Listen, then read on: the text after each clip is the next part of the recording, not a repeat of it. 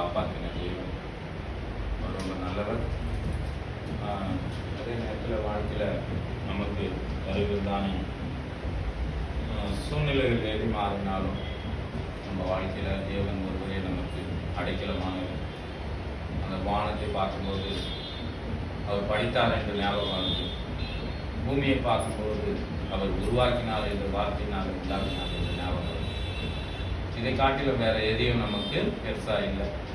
அவர் எல்லாவற்றையும் சிருஷ்டி பண்ணார் என்றதுக்கு இதே நமக்கு முன்ன ஆச்சரியமா இருக்கு. அதனால தான் ஆபிரகாம் என்று சொன்னார், வானத்தை உன்னால் அண்ணாந்து பார்க்க முடிஞ்ச பாரு, அது போல நட்சத்திரம் போல உன் சன்னதியை நான் என்ன பண்ணுவேன், ஆசீர்வதிப்பேன் என்று சொன்ன தேவன் இன்று கூட நம்மளுடைய எல்லா உபத்திரங்களும் இஸ்ரவேல் ஜனங்க புலம்பும் போது, கவலைப்படும் போது, கூப்பிடும்போது தேவன் உதவி செய்கிறவராக தான் காணப்பட்டார். எப்பவுமே அவர் உதவி செய்யாத மாதிரி நம்ம எப்பவுமே நம்ம அவர் இடத்துல கேட்கும்போது நம்ம பலவீனங்களெல்லாம் அவர் ஏற்றுக்கொண்டு நமக்கு பலவானா மாற்றி நம்ம சரியான பாதையில் நடத்த அவர் நல்லவராக இருக்கிறார். 2 நாள் 3 நாளா எத்தனோ விதமான போராட்டம் மத்தியில் கடந்து வர வேண்டியதாக இருக்கிறது. கவலைப்படும் போது கவலையா பெருசா தெரியுது. ஆனால் கவலைகள் எல்லாவற்றையும் கர்த்தர் மேல் நம்ம வைக்கும்போது நம்ம கவலைகள் எல்லாம் மாறுது. வீட்டில் கடன் அதிகமாக இருக்கும்போது கூட நான் வீட்டில் பக்கத்தில் இருக்கிற ரொம்ப ஒருத்தர் ஒரு பேசி இல்லாமல் நம்ம ஆயணுன்றது ஒரு காலம். அதுக்காக அரிசிக்காக ஜெபம் பண்ணுவோம், எனக்காக ஜெபம் பண்ணுவோம். வேலையில் எத்தனோ விதமான போராட்டங்கள் மத்தியில் நம்ம ஒவ்வொரு நாளும் ஓடணும். ஆனால் ஓடும்போது தான் நம்ம வாழ்க்கை வெற்றி பெற முடியும்.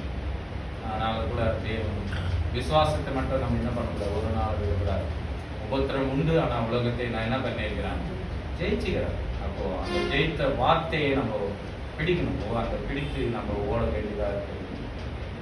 அதே நேரத்தில் 2 நாளாக எனக்கு ரொம்ப உடம்பு சரியில்லை. இன்னும் யாரும் தான் எதுவும் சாக்கு சொல்லலாம், பைபிளில் நான் மாடு வாங்கிக்கிறேன், இன்னும் கல்யாணம் ஆகிக்குது என்ற சப்ஜெக்டெல்லாம் நம்ம பார்த்துருக்கோம். அதே மாதிரி எனக்கு இருக்கிற சரீரத்தில் பலவீனங்கள் அநேக இருந்தாலும் நேற்றெல்லாம் கூட ரொம்ப முடியல, ஒரு மோஷன். அதே நேரத்தில் ஏந்து நிற்க முடியல, உட்காந்து அப்படியே பக்கனே இருக்கணும்னு தோணும். அப்படி இருக்கிற நேரத்தில் கூட தேவனுடைய வேலையில் நம்ம என்ன பண்ணக்கூடாதுன்னா, எந்த சூழ்நிலை கூட கர்த்தர் எனக்கு பலன் கொடுக்குறவராக இருக்கிறார். அதான் 18ஆம் சங்கீதத்தில் அவரே என் பலனும் அவரே என் கோட்டை என்று சொல்கிறார். அப்படி என்னுடைய வாழ்க்கையில் எனக்கு கொடுத்த கம்மியத்தில் எனக்கு கொடுத்த பொறுப்பில் நான் நல்லா இருக்கணும்னா ஜெபிக்க வேண்டியதாக இருக்கிறது. நம்ம ஜெபம் பண்ணலாம்.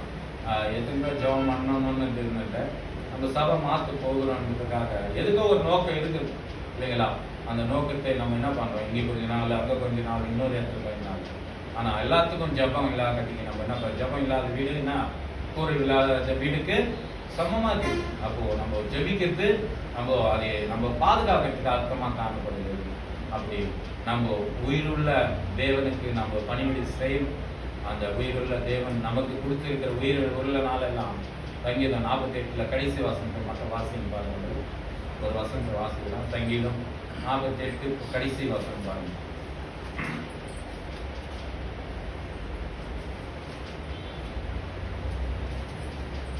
என்ன சொல்ற பார்க்கலாம். இந்த தேவன்